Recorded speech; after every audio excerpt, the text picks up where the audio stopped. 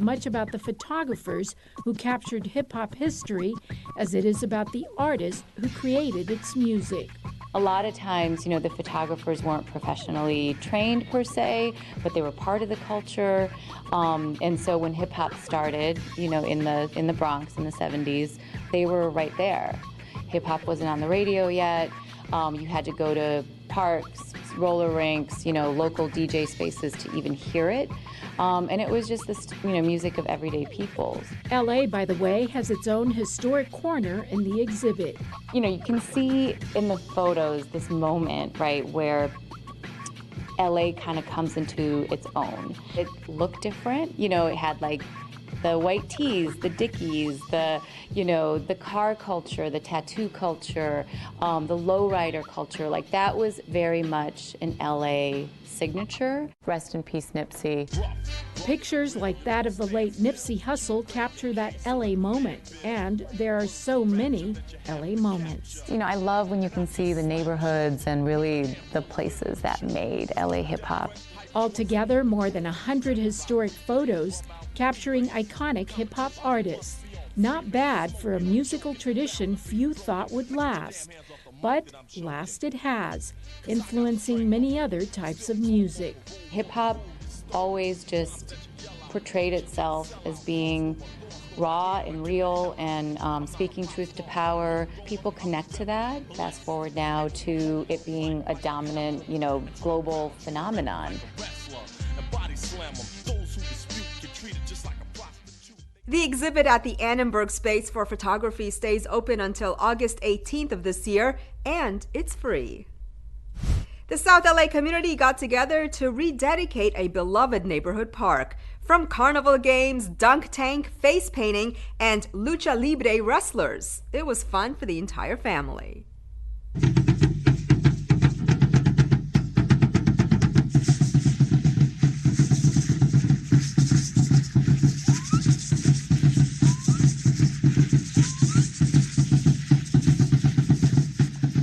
Let's give a big round of applause for South Park 2.0. Amen. Today, we're unveiling a new and improved South Park. I don't know if everybody realizes, but this year is 120 years this park has been in existence. That is a long time. This is one of the first parks in the city of Los Angeles.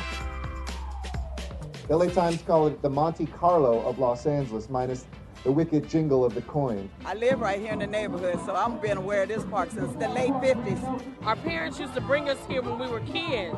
I haven't seen it look this good in years. Our generation isn't the generation that just holds things together. We're the generation that are going to create. We're going to rehabilitate. This will be one of the examples of what can happen when a community comes together with a vision.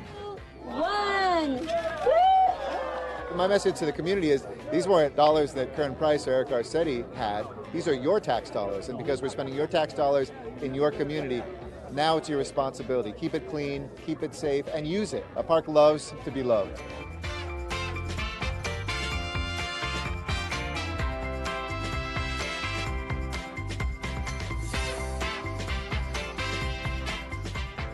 Investment is not just in the grounds and in the grass and in the trees. It's an investment in the people who live in this community. Put your best foot forward. Every individual, put your best foot forward. I'm just praying and hoping that the upkeep stay up and that we all come together as one to do whatever we need to do to benefit the neighborhood. We must really love one another. We must love our communities and do everything we can to keep it safe and clean.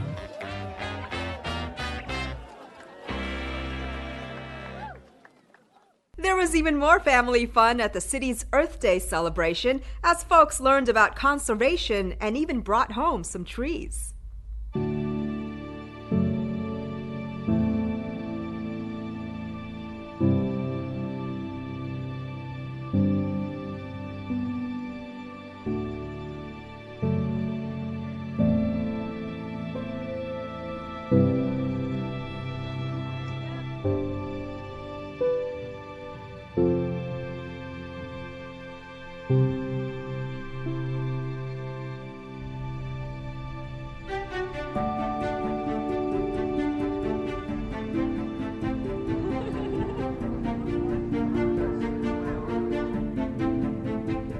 think in our home, for example, the importance of recycling, the importance of making sure we can conserve water to make sure that our planet could survive for generations to come. Recycling the most basic of things, papers, cans at home, that's something that everyone can do. Ensuring that nothing gets thrown on the street that will contaminate not just our water, but it'll blight our public spaces. We all want things to look clean and beautiful. I conserve water and I reuse and recycle items. And to help the earth, I conserve water and take short showers. I recycle whenever I can, conserve water.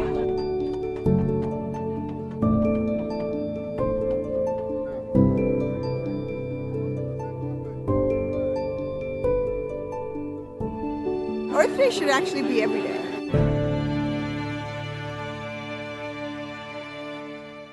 Councilmember Paul Koretz gets a special honor. A new Green Deal is announced by the mayor, and the city's first two-way bike lanes are coming to downtown LA. All this in City Beat. As Earth Day celebrations and education continue in Los Angeles, Councilmember Paul Koretz was honored for his 30-plus years of forward-thinking environmental policy and action. His contributions are almost too many to list, as Councilmember Mike Bonin pointed out at a recent surprise ceremony in City Council. Mr. Koretz, would you please come up and join us? I really appreciate this. I don't know what to say. This means a lot to me. It's something I care so much about. Save our planet and save our species, save our wildlife, and keep LA and the rest of the world as it should be. So thank you so much. Thank you. Congratulations. And along those lines, Mayor Eric Garcetti unveiled LA's Green New Deal, a plan designed to greatly expand Los Angeles' strong commitment to renewable energy, resulting in a cleaner, safer Los Angeles for decades to come. As use of bicycle transportation continues to grow, Councilmember Jose Huizar unveiled the city's first two-way bike lane in downtown LA. The improvement is designed in part to allow residents easier access to downtown's historic core. Los Feliz celebrates a brand new playground thanks to the Department of Rec and Parks and Councilmember David Ryu. All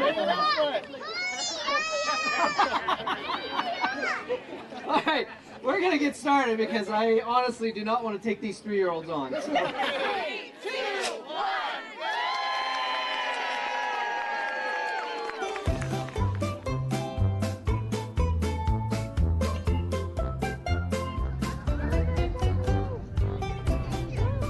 I really want to thank everyone for joining us today for the opening of this very new playground. This is what a park is supposed to be. An open space for all, and of course, especially for our young children.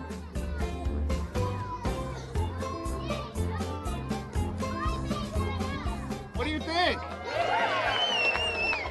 There was a call from the community in Los Feliz. They needed a playground, and this is like the newest and greatest addition to Griffith Park. We're so happy to be celebrating this amazing event, this incredible playground, and we definitely look forward to welcoming more spaces like this in the Los Feliz community.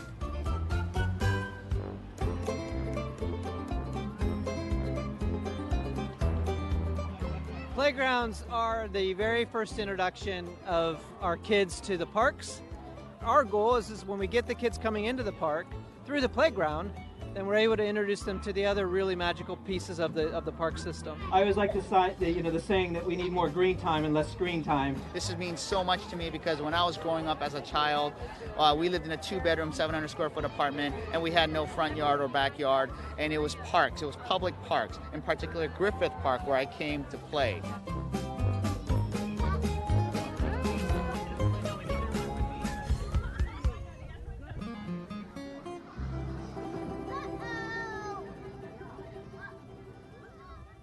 Get on the Do Good bus and do some good.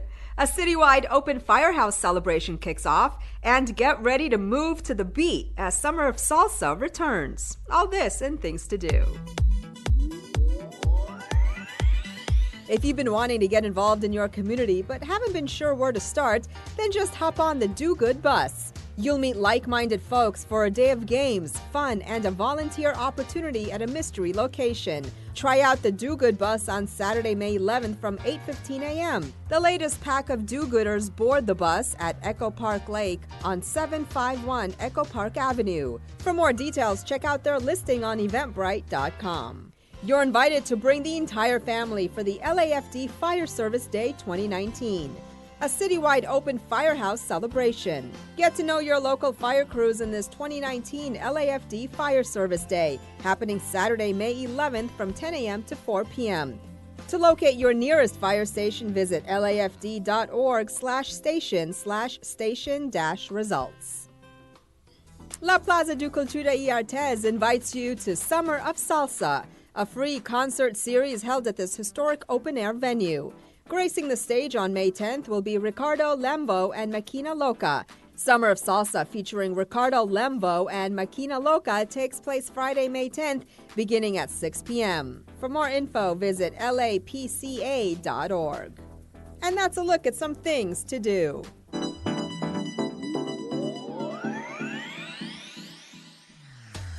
That's it for this edition. I'm Yana Kay. From all of us here at LA This Week, thanks for joining us. A reminder that you can catch us online at lacityview.org. We're also on Facebook, Twitter, and YouTube. See you next time for more of LA This Week.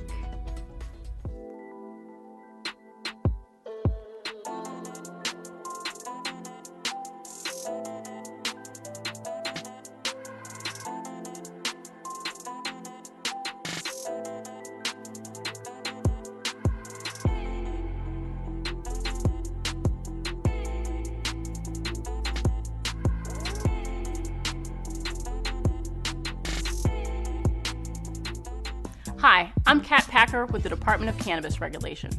I'm here to share with you a few basic rules regarding cannabis in the city of Los Angeles. Although California legalized cannabis in 2016, not every cannabis activity is lawful, and even when following the law, it's just as important to stay responsible. You must be at least 21 years old to legally consume adult-use cannabis. It is illegal to use, smoke, eat, or vape cannabis in public places. It is illegal to drive while impaired. All cannabis products must be stored in the trunk of a car and be inaccessible to drivers and passengers. If you're going to purchase cannabis in the city of Los Angeles, please do so from a licensed retail store. If you need help locating legal businesses, we provide a list and map of our locally authorized retail stores on our website. We also have a bunch of other great information on our website: health and safety information, information about commercial licensing, and how to file a complaint about cannabis-related activity. For more information about what's legal and how to stay responsible, please visit cannabis.lacity.org. And remember, stay responsible, LA.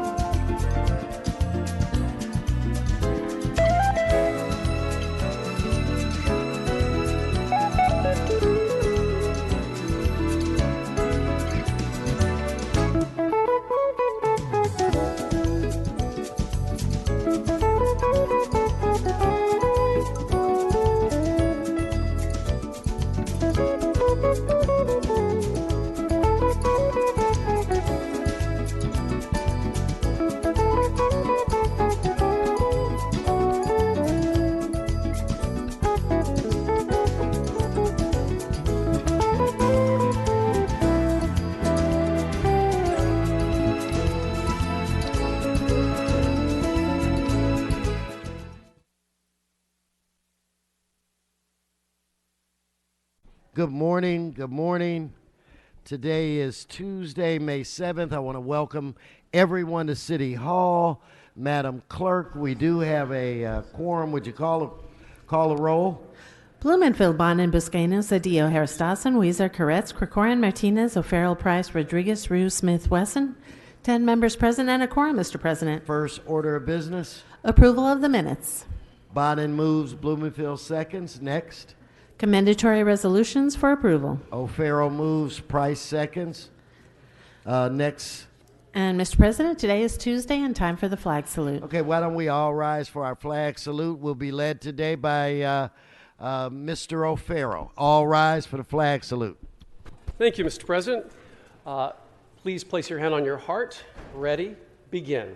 I pledge allegiance to the flag of the United States of America and to the republic for which it stands, one nation, under God, indivisible, with liberty and justice for all. Thank you so much, Mr. O'Farrell. Madam Clerk, let's run through the agenda. Mr. President, there is a request from a member to continue item 20 to tomorrow, Wednesday, May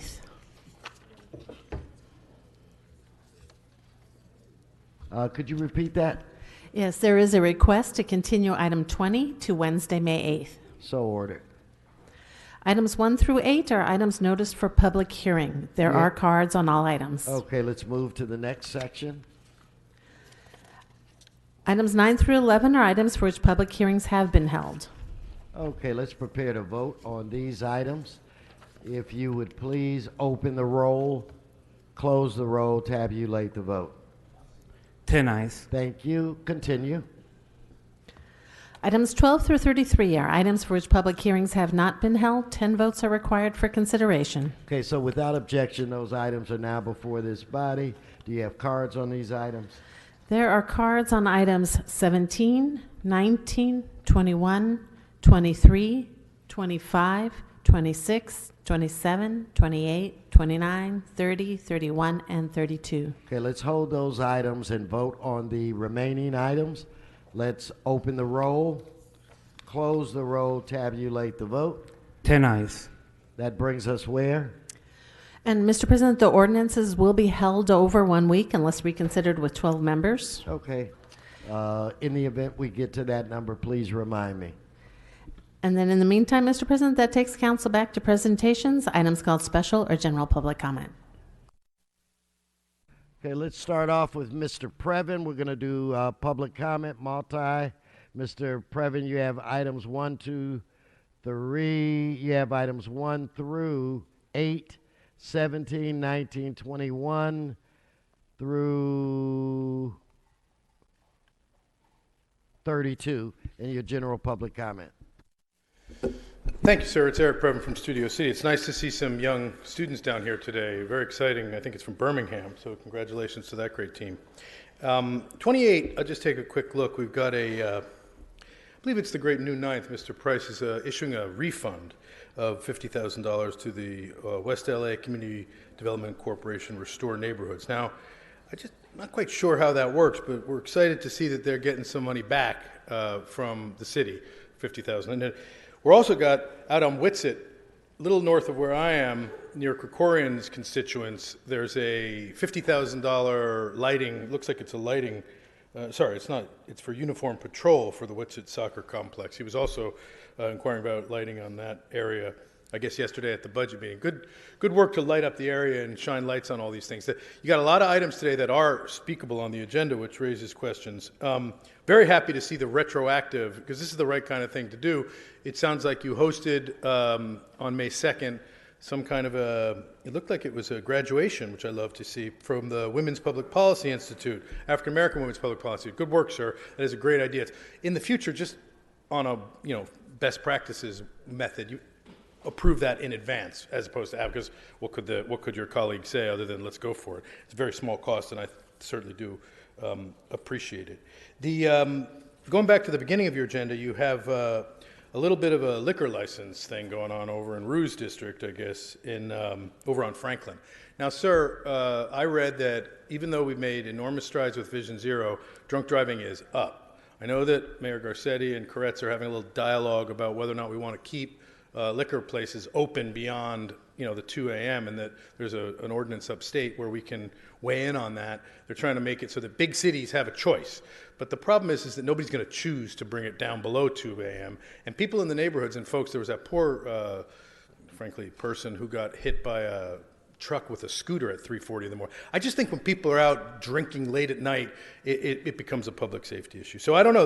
This is in CD4. The one from your district, item 10 from CD10, sir, that was the one where they were changing ownership and that nobody had they continued it twice, and we're trying to track it. Faubles trying to track it. We just want to know that you're not, handing out liquor licenses where we're actually trying to fight the crime, because that is one of the reasons why the LAPD makes those reports, and that's one of the reasons why we try. Now, in terms of item number, Mr. Galpern did a little look-see at all the different funds. He came up with a couple $100,000 from different funds. $250,000, and it's going to be sprinkled liberally according to the council. The one question I had was, is there any way when you transfer the remaining balance, there's 15 instructions to transfer the remaining balance, that you could identify what the remaining balance is? Because I guess Havak is in the back kind of whiting out those details. 1 minute for General. Okay, sure. I'm happy to go to the meat of the matter.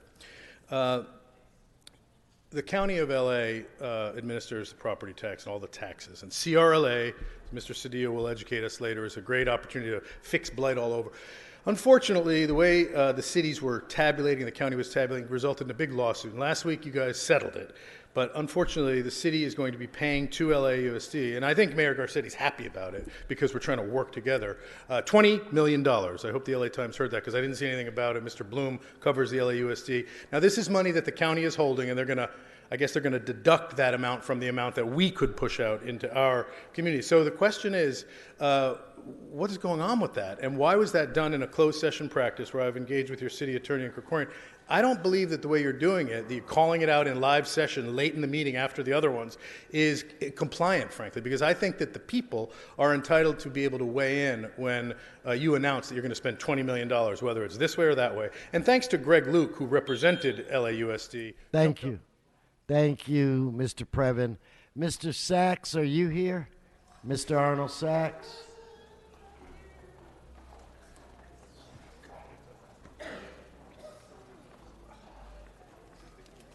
You're on items 21 and 23, so he gets 2 minutes, then general public comment.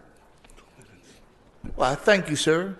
Arnold Ross Sachs. Item 21 refers to the purchasing and the use of some motorcycles or motor vehicles by the city, and I'm just concerned. I remember reading about how the mayor was going to go green, and he purchased all these green vehicles for the police department, except it turned out that he leased them. And leasing vehicles is the most expensive way to buy them. So I'm wondering if it was a lease or a purchase here. And then item 23 refers to MICLA funding.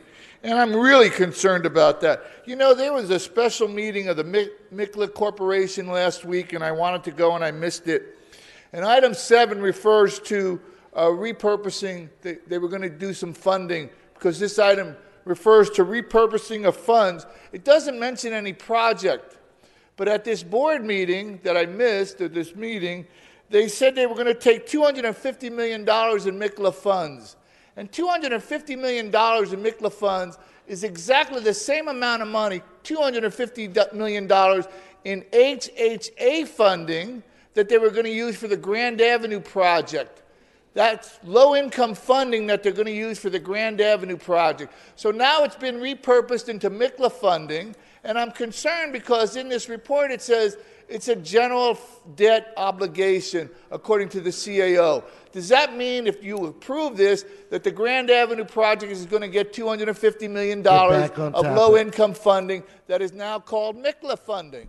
Just want to know, just let the public know that if you're looking for low-income funding, come down to Grand Avenue and you'll see these brand new condominiums going up that are supposed to be for low-income housing.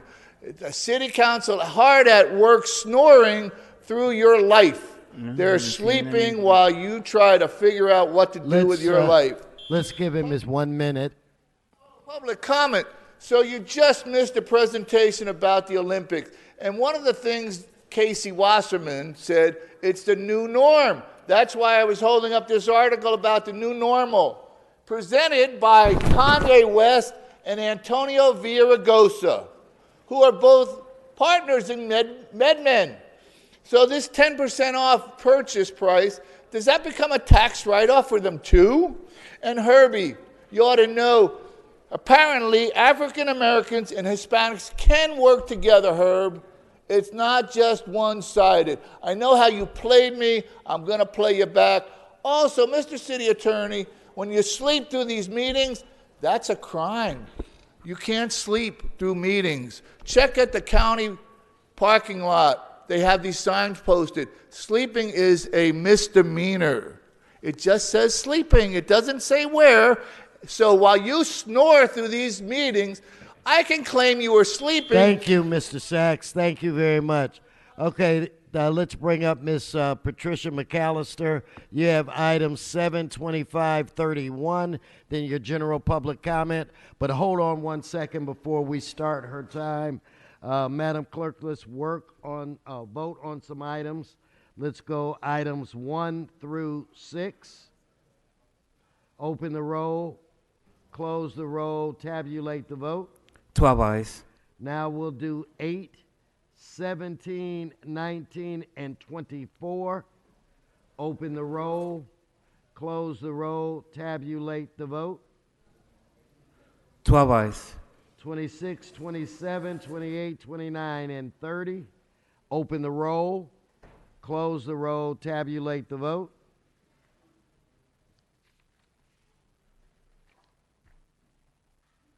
Twelve ayes. Now let's vote on item 32. Open the roll, close the roll, tabulate the vote. 12 ayes. Okay, Mr. City Attorney and Madam Clerk, after Miss McAllister will end multi-comment. Okay, Miss McAllister, the floor is yours. Good to see you. Thank you, Mr. President. Thank you very much. Okay, let's start with item number 7 about selling alcohol in Hollywood. I happened to be in Hollywood yesterday. An alcoholic got in my face. One guy came by with his pants, his penis showing. Everything was out. Another guy walking around, women just coming up to us. And the bus, this number 210, we need some investigation. People were packed everywhere at all the bus stops. 210 doesn't run for 2 hours going out to Crenshaw, your area. So we need to check on 210 going east around 6:30. They stop for about 2 hours, and it's ridiculous. Okay, here's another thing. So we don't need any alcohol, okay? You go down Hollywood and Vine. I'm talking about right on Hollywood and Vine, all that area, nothing but drunks, alcoholics, opiate addicts, and everything. Now you want to open up a liquor store. Come on, guys, let's wake up. Number 25, you want to transfer almost $6,000 to the police force looking at who's going to watch out for the Hollywood sign. Here's the deal. The police budget has over $1 billion in it, and it has money for overtime. You want to take this money out of redevelopment projects. You're building too many funds and trying to confuse people. See, it doesn't confuse me. I studied accounting. That's what these different funds are. The police has $1 billion in their budget and money for overtime. You should be taking money out of redevelopment for things like this. Okay, number 31. Here, this is Leimert Park, Crenshaw. Mr. President, I go to your area, that's your district, and I talk to people, and they say you're moving in white folks, giving them Section 8 vouchers, and you're moving out the blacks, just like Maxine Waters did in her 34th Congressional District, and Curran Price and Harris. You're moving out African Americans, bringing whites in. This is the only community with black people in it. When I came to California, Los Angeles, 16 years ago, the first thing I asked, where's the black community? And that was the only black community that I found in Los Angeles. So now you're moving them out for white folks and Mexicans and illegal aliens. Don't do that, Mr. President. And they need a special service area office in that district. They have nowhere to go if they're homeless and things like that. You should have a service agency in that district, Mr. President. And we're not going to move out the African Americans over there. I go over there all the time. You know I know what I'm talking about. Now, here, what I would like for you to do is set up a new wing, a new department here, and I'm happy to see that we have Mr. Curran Price on the... You want to go to your general public comment? Let's no, go. I'm not done. I'm still talking about Leimert Park, okay? But Leimert you're not Park talking here. on this item, though, so get back to this item, Ms. McAllister. Excuse me. Go ahead. I'm still talking about Leimert Park. We need to set up a new fund so that I and other people will know where these monies are going and how are these dollar amounts coming out of budget. Like they're coming out. They shouldn't be coming out of the department. Matter of fact, they should never even get to the budget committee. Some of them are just that outrageous. Okay, let me give you your 1 minute. Okay, let me give you an update on the lawsuits that we have here Go for the ahead. Los Angeles Unified School District, PARS, the Public Agency of Retirement Services, and CalSTRS, the California State Teachers Retirement System. LAUSD violated the Civil Code Procedure 439A to meet and confer requirements, okay, and the attorney is being held in contempt. California State Teachers Retirement System, they have been served. And LAUSD lawsuit, the attorney violated the Civil Code Procedure, well, she did meet and confer. PARS violated the process of demurring. Yes. Evidently, I study this stuff 25, 30 hours a week. Okay, now, this counsel, she did not demur on the previous subjects. She cannot demur on previous subjects, okay? She can only raise issues of law. And she was all into the fact that I should have known that it was fraud before I discovered it. I couldn't have discovered it because they lied to me about where my money went, okay? So none of them has claimed any innocence. They admit that they stole the money. They're just saying maybe I should have, little nuance. Thank you, Ms. McAllister. Good seeing you. Okay, that concludes multi-comment. Let's, Madam Clerk, now vote on items 21, 23, 25, and 31. If you'd please open the roll, close the roll, tabulate the vote. 12 ayes. Item 30, let's have a vote on reconsideration. Let's open the roll, close the roll, tabulate the vote. Mr. Krikorian? Thank you very much, Mr. President. Item number 30, I'd ask that the item be amended to change 50,000 to 20,000. Okay. I'll second that. Let's open the roll on this amended. Open the roll, close the roll, tabulate the vote. 12 ayes. Mr. Rue, quickly on item 7, it's my understanding. Thank you, Mr. President. For item 7, I'd like to move to approve the application. I second that. Okay, let's prepare to vote. Let's open the roll, close the roll, tabulate the vote. 12 ayes. Ms. Martinez for a presentation.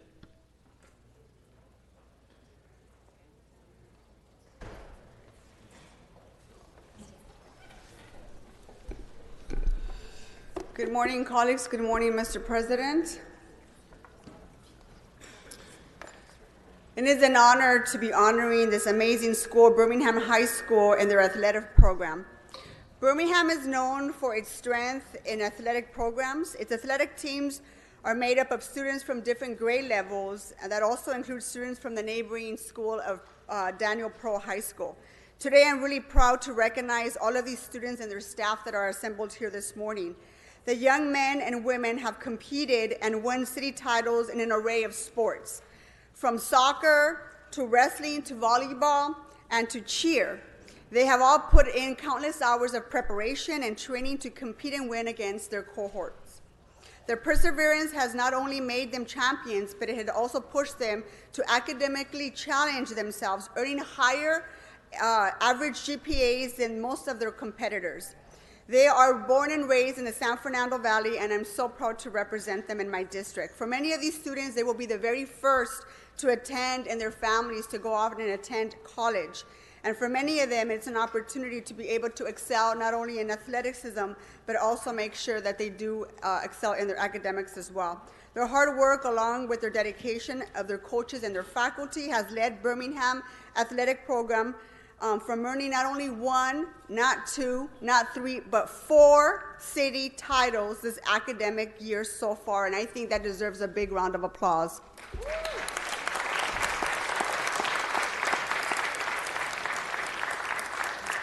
Students, you have made your school and your community really proud. Each team could stand here would stand here, and I want to be able to recognize each of the 4 teams that are here this morning. Let me start with Birmingham boys soccer team. If you can please stand.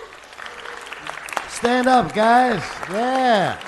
Welcome. So the boys soccer team are winners of the CIF Division Title I and is coached by Ed Adha. And Coach Ed was recently awarded the California Coach of the Year by the California Coaches Association. Can we please give Coach Ed a big round of applause? Coach, thank you for your service. I also want to recognize from the boys soccer team their captain, Noel Ortega, who was recently awarded. Where is Noel? Okay, come on, Noel, raise your hand. All right, there you are. Noel is the captain of the boys soccer team, and he has recently been awarded a full athletic scholarship to Cornell University. All right, give Noel a round of applause. All right. That's right. Let's make Noel famous. Now I want to recognize the girls' volleyball team. The girls' volleyball team are winners of the CIF Division III title and are coached by Leanne Bennett. Yeah. The girls have persevered for 4 years to earn the school's first city title in volleyball. And one of their captains is Captain Haley Kessler. Haley Kessler. She was awarded the City Volleyball Division III Player of the Year for her leadership. So let's give these ladies a big round of applause. Our third team is the cheer team. Stand up. They are winners of Division I CIF title and coached by Devin Saxon, sorry. Devin, I'm sorry. This is their second back-to-back title as a team, and while their sport hasn't necessarily been recognized by the city, they have shown their own dominance in the field. So I want to congratulate you. Thank you very much. Thank you, Devin. And finally, our last team is Birmingham's boy wrestling team, the boys wrestling team. There you are. Let's give them a round of applause. And they are coached by Jim Maderos, and they won a dual Division CIF title. The team overcame... Wait a minute, you guys, wrestling is hard. Give them a round of applause. I've wrestled. Hey, guys. Wait, all right. Did you say you wrestled? Yes, I did. Okay, all right. Yeah. There you go. Mr. President, I did not know that. You learn something new every day. The team has overcame early losses during their competition in order to win their title by winning their last 4 matches straight. And several of their players have earned scholarships to go to college like Oklahoma State University and Purdue University, among other universities that they'll be going to. Thank you very much, gentlemen. Congrats, guys. Congrats. So as you can see, true grit really does pay off, and I'm very proud to represent Birmingham High School in Council District 6. I'd like for all of us to welcome Josh Castro, the student body president at Birmingham Charter High School, to say a few words about what champion really means for this school. Let's give Josh a big round of applause. Apparently, Josh is a pro at public speaking, right? That's right. So show us what you got. Come on. Good morning, ladies and gentlemen of the council. My name is Josh Castro. I'm the student body president at Birmingham Community Charter High School. Birmingham definitely holds a positive school atmosphere for all students where they can excel in their academics, but as well as in any sports and extracurriculars. I am proud to announce that 4 of our very own sports brought Birmingham championship titles this past year. The cheerleading team not only supports and attends all sporting events, games, and extracurricular activities held by our school, but they also have been recognized as a sport by the CIF, California Interscholastic Federation, as an official sport. So our incredible cheer team allowed Birmingham to carve their names in history, not only by becoming the first ever LA City CIF Cheer Division champions, but by winning the title back-to-back. Along with these amazing titles, this program has won several other national titles over the year. and have traveled out of state to Las Vegas, Nevada, and Dallas, Texas to represent LA and the state of California. This team has worked together to leave everything on the mat in order to accomplish their ultimate goal of repeating history. 2014, that was the last time the boys soccer won the championship title for Birmingham. Our boys soccer team worked hard this season with the desire to claim the title once again. They succeeded as they became the LA City CIF Soccer Division I champions by winning 3-0 against San Fernando. The companionship and bond this team shares not only shows how well they work with each other on the field, but also with each other. As they strategically planned out every game, the team knew in order to win, they had to work together. This is soccer's 4th time in the city finals and their 3rd championship. Along with titles, boys soccer has sent at least one full scholarship Division I student athlete for the past 15 years. This year, due to excelling in his academics and in his sport, Noah Ortega committed to one of the top prestigious Ivy League schools in the country, Cornell University. In addition, Noah Ortega was voted Player of the Year. Majority of the volleyball started off together freshman year on the Froschoff team and have been working on this for the past 4 years. Each player has a unique personality that makes the chemistry on the team easier to work with. This year, there was a lot of determination and hard work being put into every practice and positive mindset behind every single game. After many losses, our girls kept their heads up high and have finally won and claimed the title of LA City CIF Volleyball Division III champion title this season, making it the first one ever. Now, the boys wrestling team is the current LA City champions. This group works hard, is dedicated, and one of the best we've ever had. Our wrestlers endure many hours of blood, sweat, tears, and support each and every one of each other in the good and bad times. They are a family, an LA City champion family. Of the 14 weight classes in wrestling, BCHS has 4 LA City champions, 4 second-place finishers, along with 3rd, 5th, and 6th-place finishers at City. 5 of our wrestlers qualified for state competition: Jonathan Smith, Diego Nava, Aaron Galif, Desi Lobos, and Rocky Roman. Jonathan Smith finished 2nd for the state of California and 2nd for the USA. Best ever Los Angeles City wrestler. Even more importantly are the academic lessons and opportunities our athletes gain from a sport. Diego is signing with Indiana Institute of Technology, Aaron's signing with Purdue University, and John is considered or has been offered by several schools, including Oklahoma State University. They are a true definition of the word, multitasker, from balancing their academics, other extracurriculars, their personal life, and of course, their own sport by attending every practice, every game, every match or competition. I believe without a doubt that these student athletes will excel in the real world. I would like to give a thank you to all of our athletes for the dedication and the determination for this year. So please, a big round of applause for our athletes. Well said. Next up, I would like to actually give a round of applause to Birmingham and all of our coaches as they play a huge and vital role on guiding each sport to team victory. So round of applause once again. Now lastly, thank you LA City Council for taking the time to recognize these amazing individuals that have worked extremely hard to be where they are both academically and athletically. Thank you. Thank you, Mr. President. Very nice. I told her he was a natural. Thank you very much. And I would also like to express how proud we are of these students. Your high school is part of your family and this community and the city of Los Angeles. If we can all please ask you, I'm going to ask you all to rise.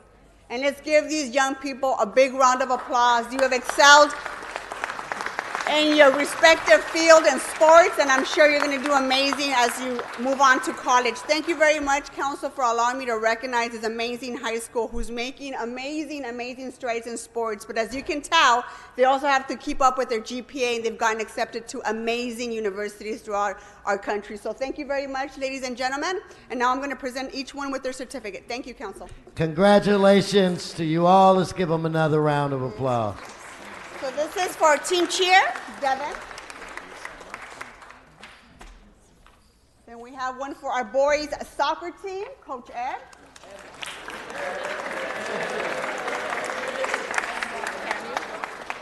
Okay, we have one for our girls volleyball team. You're welcome. And this is for our wrestling team. Yay!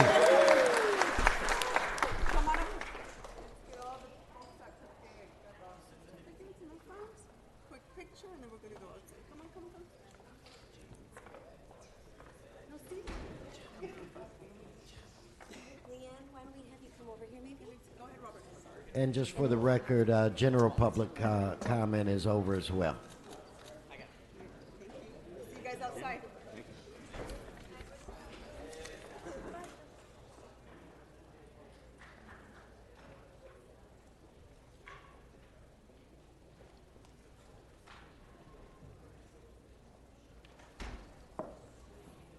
Okay, let's vote on reconsideration. Madam Clerk, we have 12 members, so if we could vote on reconsideration of items 13, 14, 15, and 16. So please open the roll, close the roll, tabulate the vote. 12 ayes. Okay, now those items are before us.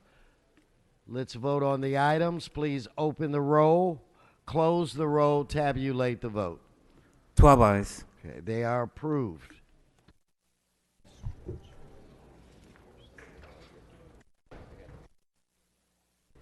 And Mr. President, there is a request to send items 22 and 31 forthwith.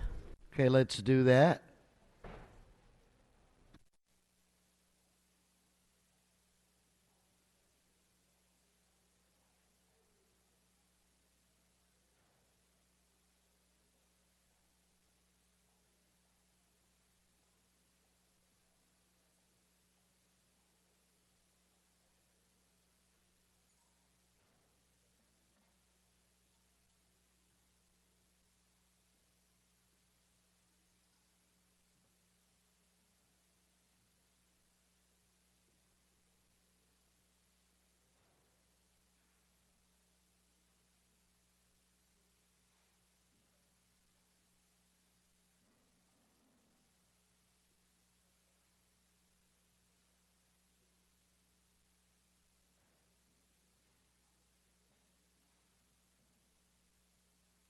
Okay, Madam Clerk, what's before this body?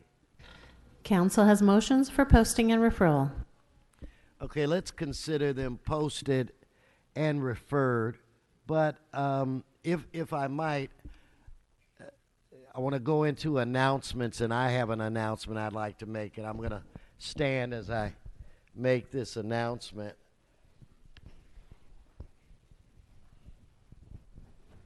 I really want to thank every member of this council that voted to support naming a major street in the city of LA after President Barack Obama. Yeah, you can give him a round of applause.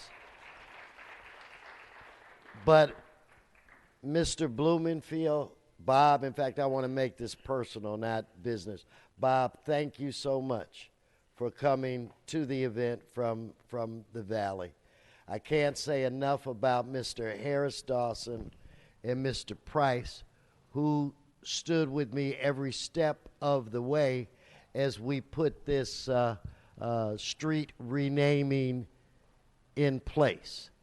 Members, there were representatives, our colleagues from all over.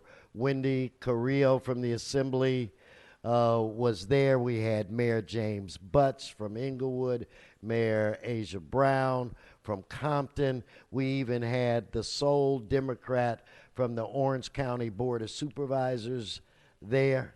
I can't say enough about the support that we received from Mayor Garcetti's office, for Supervisor Mark Ridley Thomas and the county's participation, our own Congresswoman Karen Bass, who was a campaign co-chair for the state of California for President Obama, and our own state senator Maria Elena Durazo, who was a campaign co-chair.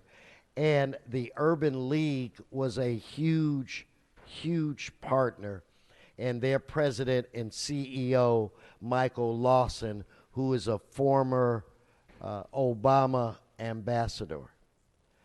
I've never been at an event like this, and Mr. Harris Dawson, and maybe some of you that do events know what a clique is. but I was told by the event organizers that we had over 25,000 clicks.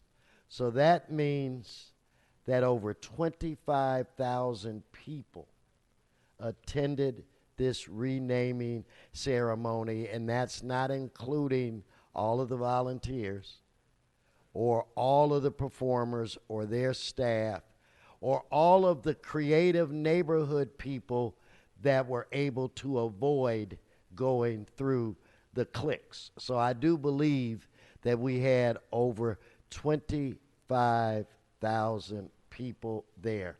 Mr. Koretz, we had food trucks lined up on the boulevard, 3 of which were vegan food trucks. 2 of the vegan food trucks ran out of food. So vegans are on the rise. I just want you to know that.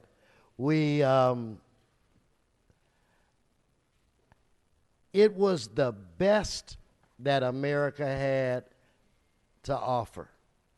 We had people there from every generation, every color, every ethnic group, gay, straight.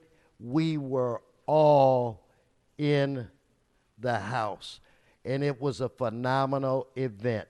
And during this time, with so much negativity and hatred and violence, to spend hours as a rainbow coalition, just having a good time and showing a lot of love, I just cannot thank you enough. It was a phenomenal experience to see so many people standing at an area that we refer to as the intersection of hope and justice. And that would not have occurred if it weren't for the action of this council. So again, I thank you.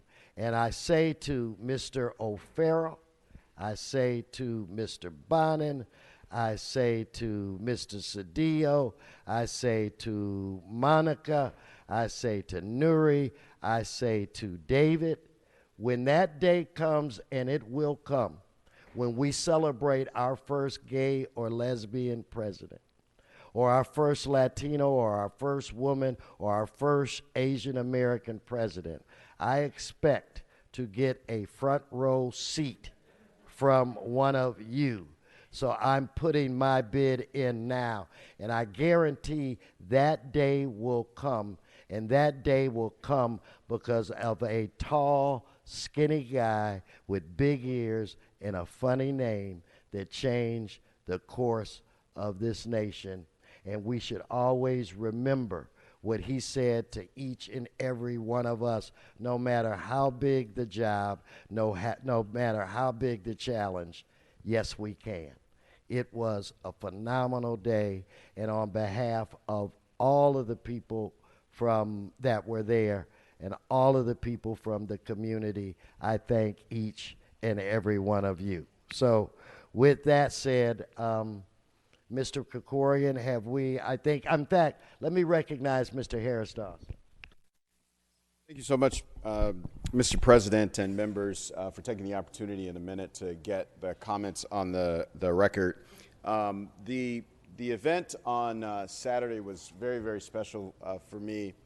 It was a representative of who Los Angeles is in this moment of history and how important that is and how important our pushback is. But it also was tying 2 things together as we stood there on what is now the intersection of Martin Luther King Boulevard and Obama Boulevard, which is a big deal.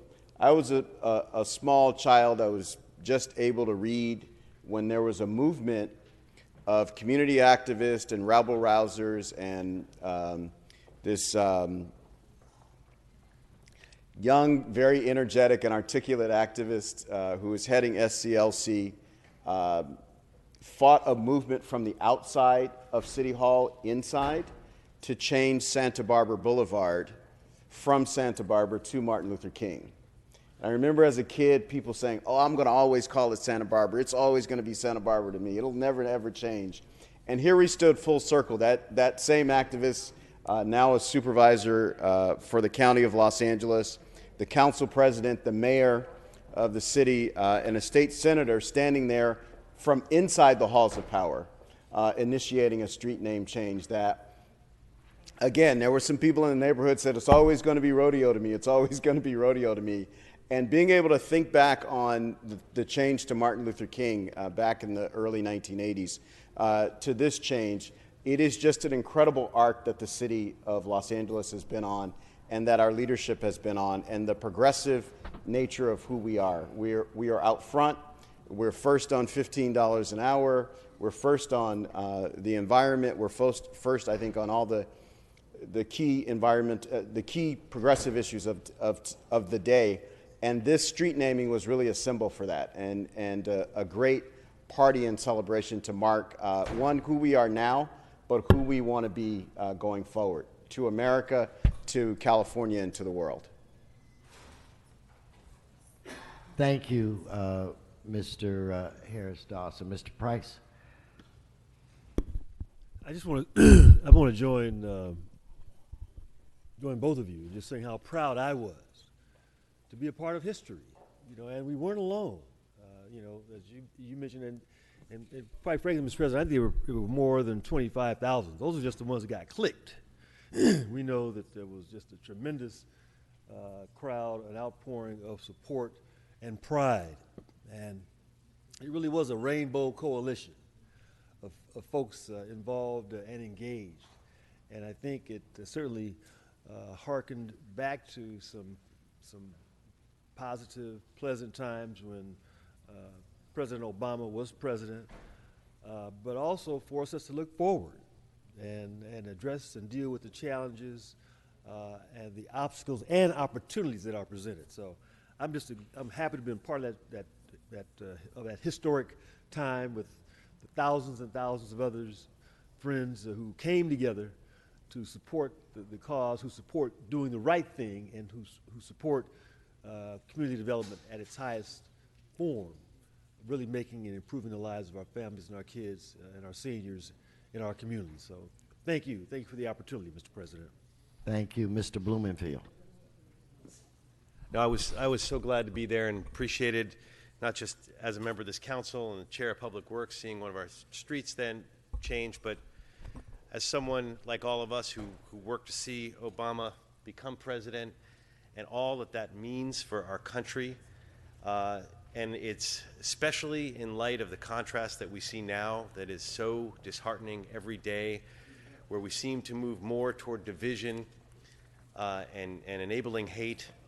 And it was just years ago when we were inspired by this president who talked about uniting us, bringing us together, no matter what race, no matter what color, no matter what religion. So going there, and I got a little bit of that energy that I had on Election Day and throughout the Obama administration, being there, in some ways coming from afar flung from the Valley, where it's just as important, the legacy of Barack Obama. I wish we could extend Obama Boulevard all the way into the Valley and into the 3rd District, but I know that might cause a few other traffic issues if we tried to do that, but it's worth thinking about. Because this is a president who made a big difference, and when it comes to Los Angeles, we pride ourselves on being the city of inclusivity, the city of not just tolerance, because tolerance is too low of a bar, but the city of embracing one another. And we had the Embrace LA program where we're bringing all of us together, and that's, to me, that intersection now of Obama and MLK Boulevard is a beacon. It's a beacon of hope of where we can go for the future, and to me, it's an inspiration. So I was inspired by the event itself, and inspired by all that it represents, and I'm just thrilled that we did it, and look forward to future things like that. Thank you. Okay, now we can move into adjourning motions. So if Ms. Rodriguez, if all would please rise. Mr. President. Today we adjourn in the memory of Virginia Munoz Lozano. She was a longtime resident of Mission Hills who passed away on April 9th, 2019. Virginia was born on January 19th, 1934, to Josie and Pascuala Munoz. She married Joe Pinoy Lozano on December 2nd, 1958. And I know Councilwoman Martinez knows Joe as well. Together they had 6 children, 21 grandchildren, 24 great-grandchildren, and 1 great-great-granddaughter. Virginia was a dedicated and loving mom. She always kept up with her kids' busy sports schedule that included baseball, softball, cheerleading, football, and music lessons. She loved to sew and made everything from christening dresses to wedding dresses and all the latest fashions for her daughters. Virginia and her husband Joe were active in the community. They volunteered at Post 176 of the American Legion in the city of San Fernando. She will be dearly missed by her friends and family after enduring a long struggle with illness and being incapacitated for a number of years. Joe has taken a lot of great time and energy caring for her. She was also the sister of my godfather, and it's a very difficult time for the family, but she will be remembered always by her family and friends, and may she rest in peace. Thank you. Mr. O'Farrell? Thank you, Mr. President. Everyone in this chamber, everyone around this horseshoe has heard and has probably been to Musso and Frank in Hollywood. It's an institution in Los Angeles. It opened in 1919. Don't you have members of the family with you? Do you have members? They're here. Why don't you go to the center? If they would. Why don't you come to me? Or come to you, Come over here. Please. Thank you. Yeah, let's incorporate them. So Musso and Frank lost one of their own, and Ruben Rueda was an institution, and he passed away of natural causes on April 26th at the age of 68. And he has quite a life story. He had been a bartender at Musso and Frank Grill for 52 years. A native of Durango, Mexico, Ruben started at Musso's in 1967 when, in a much simpler time in this country, he simply walked in and applied for a job as a busboy. Ruben ultimately became a bartender and held that job for 52 years, working until just a few months ago. Do we need to hold?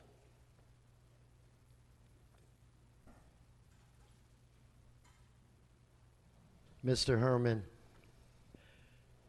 you're disrupting this meeting that is over. One more sound and you will be removed. Ruben crossed paths with many of the brightest luminaries of the literary, entertainment, and music worlds of the last half-century. As Hollywood's bartender, he served many notable people.